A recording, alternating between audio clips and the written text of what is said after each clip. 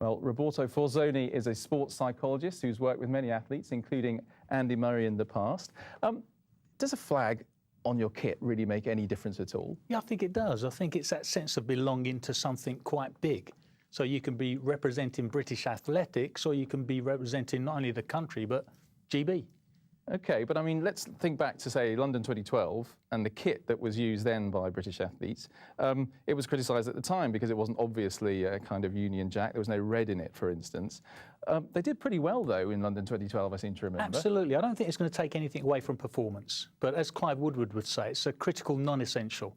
And it's that sense of belonging, isn't it? It's that sense of pride in what you're wearing and who you're representing.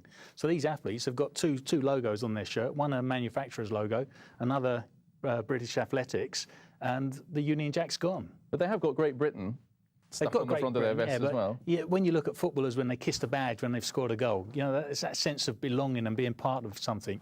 I think I'd like to see the Union Jack there and have pride in wearing the Union Jack.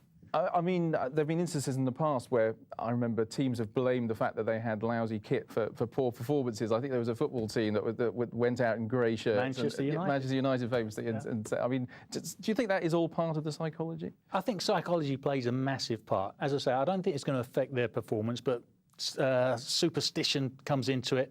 You know, if you've won some gold medals representing Great Britain and you've got the Union Jack, you'd probably like to have it there.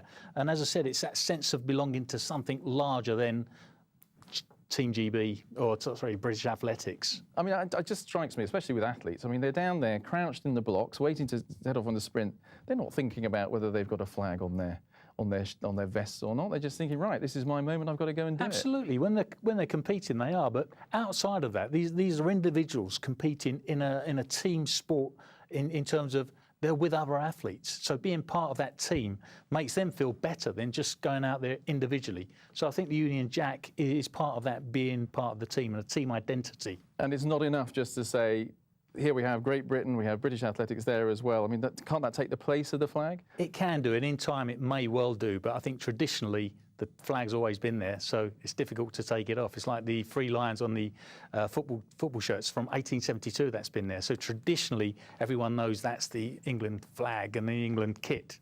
OK, thanks very much. We'll see how they do in Beijing. Thanks very much, Roberto. Thank you.